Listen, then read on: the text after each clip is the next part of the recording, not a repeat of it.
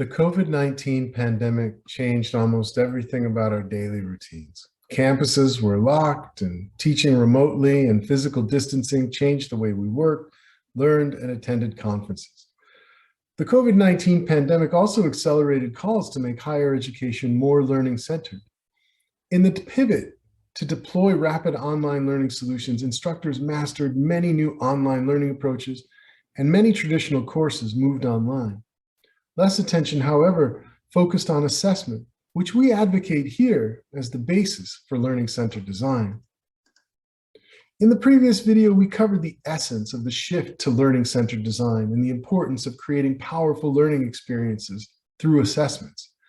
In this video, we're going to explain the importance of assessment in learning design and look at some assessment examples and identify why these assessment types are more learner-centered. During the pandemic, final exams became one of the many rhythms of academic life that were disrupted. And there's now an emerging split between those who offer online proctored exams and those who will not. Online proctored exams are one of the fastest growing segments within the educational technology marketplace, but there are reasons to have serious concerns about online proctoring and for shifting away from online proctored exams whenever possible. Online proctored exams create a number of problems. Students need to have reliable access to a computer and internet at a necessary time. Limited bandwidth can cause submission issues, and if a student's computer or internet should fail, it will increase anxiety for both students and faculty. Webcams are not as hard to get as they were at the beginning of the pandemic, and many models are not prohibitively expensive, but it's still a cost that students have to bear. Finally, the best argument is that surveillance is not good pedagogy. Many students and faculty find it creepy and uncomfortable to have their home spaces recorded by third parties.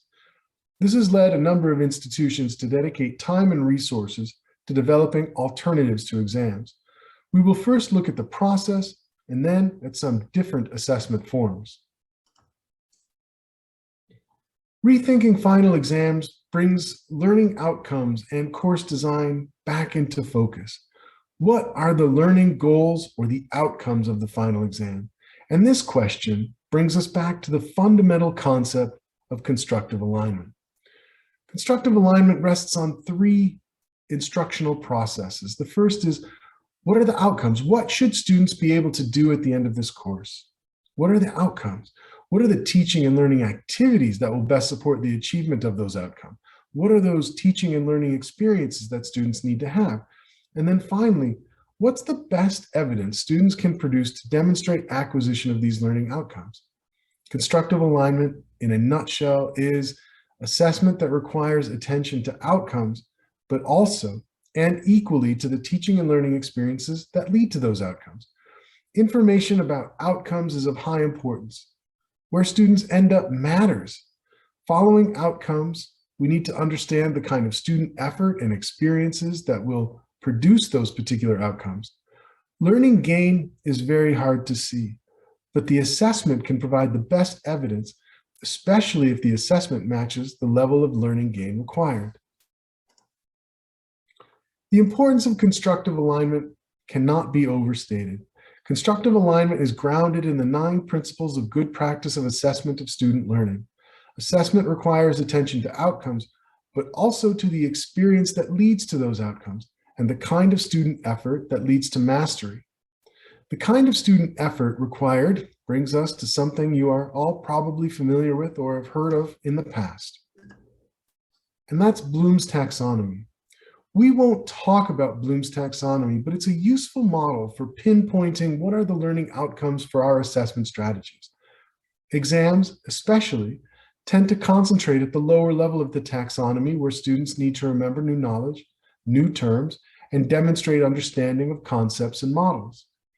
In this course, if in this course we were to build an exam on Bloom's taxonomy, I would ask you to recall the 6 layers of Bloom's taxonomy.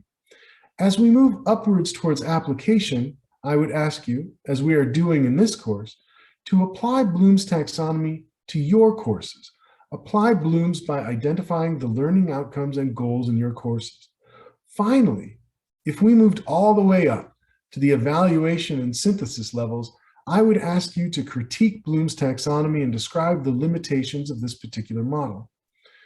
In the first case, the outcome is recall, and teaching and learning activity is reading and preparing for the exam.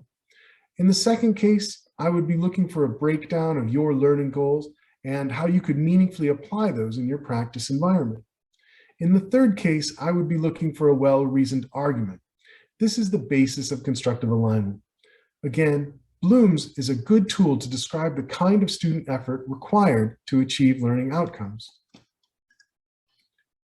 And so the learning activity for this module is to review the learning outcomes for one of your courses. What are your learning goals? And what are the learning goals and outcomes of your final exam? Then look at each outcome. What's the best evidence that students can generate to demonstrate achievement of the learning outcome? This reconsideration of our outcomes will often cause a reconsideration of our assessment strategies, and reconsiderations might be minor adjustments or major adjustments.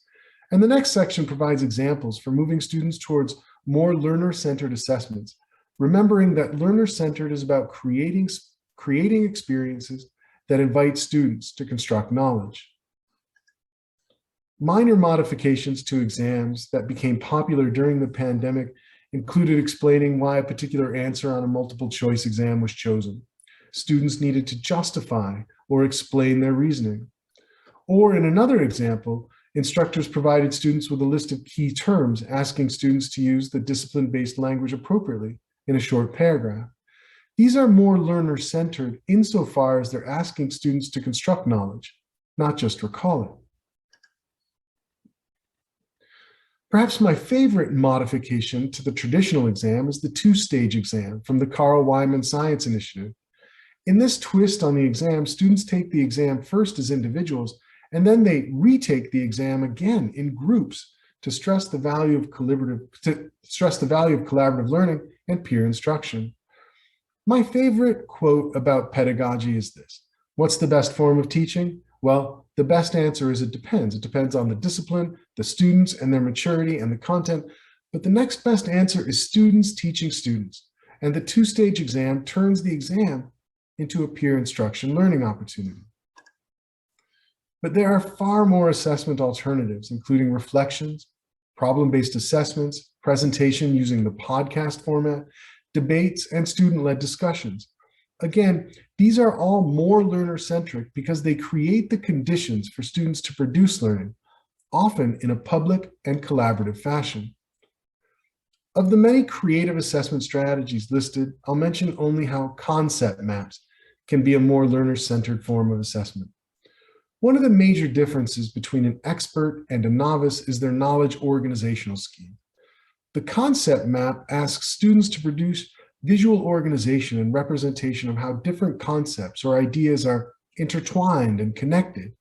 In a concept map, students are making their knowledge visible to the instructor, who can then appraise or diagnose errors in their understanding. How students organize knowledge influences how they learn and apply what they know. A concept map asks students to consciously organize their knowledge about a complex concept or process.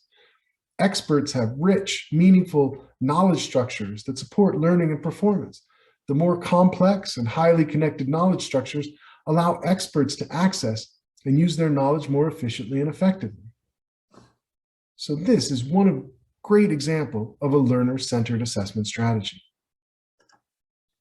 Thank you. In this video, we explained the importance of assessment in a learner-centered design approach, and we identified some assessment examples that are more learner-centered.